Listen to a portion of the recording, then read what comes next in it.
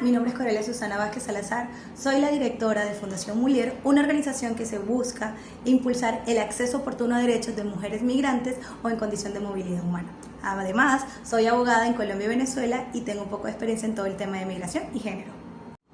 El día de hoy, Angelín Moreno me ha hecho una pregunta de cómo analizo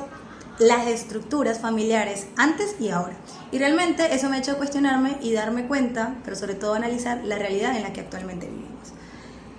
Inicialmente las estructuras familiares eran como muy rígidas, siempre había como unos roles de género muy estereotipados y marcados, donde estaba un padre, que era la figura de proveedor, obligado a salir de casa solamente a trabajar, y por otro lado estaba una madre, que tenía el rol de cuidadora y se encargaba solamente de acciones de cuidado dentro del hogar. A su vez habían como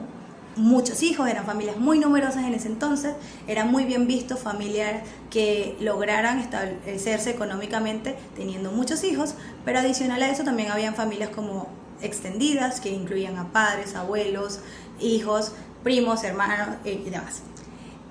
Actualmente me doy cuenta que sobre todo el tema de los roles de género han sido muy cambiantes y eso a mí es algo que me impulsa mucho, sobre todo con el tema de la equidad para todas las mujeres y el acceso oportuno a sus derechos.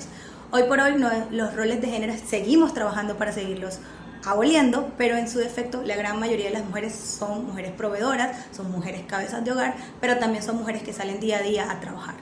Creo que hay un poco más de nivel de la corresponsabilidad en las acciones de cuidado que deben ser más compartidas en los roles familiares, en las dinámicas familiares, pero hay una característica que creo que en común y que la veo sobre todo en mi generación, en las personas con las que convivo día a día, en mi entorno de trabajo, y es la poca o muy baja tasa de natalidad dentro de familias. Hay muchas familias que se componen de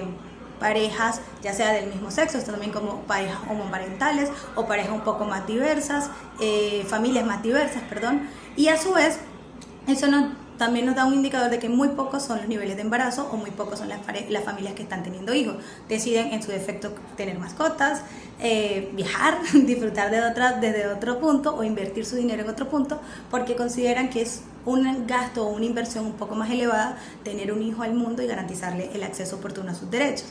Entonces, esto también va muy de la mano con las pocas posibilidades económicas que hoy por hoy, sobre todo las parejas, las familias jóvenes, tienen la oportunidad de acceder. Por ejemplo, oportunidades de comprar propiedades, tener bienes muebles o inmuebles, y eso nos da como un nivel de miedo a poder tener hijos o decidir extender una familia. Entonces, creo que esa es la característica mayor, pero sobre todo lo que para mí es más importante es cómo hemos ido creciendo como sociedad aceptando la diversidad de roles que puede tener una mujer dentro de una familia y no necesariamente como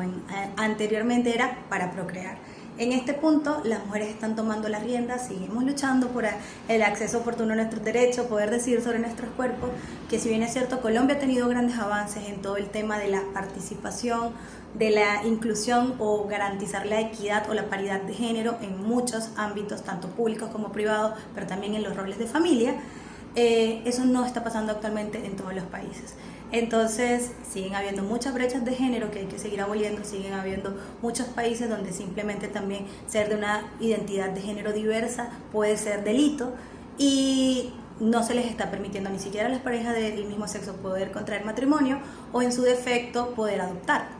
Entonces, todas estas figuras que han ido surgiendo a través de los años, y lo hablo no de una época tan lejana, sino unos 30, 40 o 50 años atrás, que podemos verlo desde la siguiente manera, cómo lo vivieron nuestros padres y cómo lo estamos viviendo nosotros ahora, se puede dejar en garantía de que las familias han ido evolucionando. Uno, en los temas de los roles de género y los estereotipos que existían asignados por el sexo con el que naciste. Dos, el nivel de participación y de empoderamiento que han logrado tener las mujeres garantizando sus derechos. Y tres, la diversidad familiar.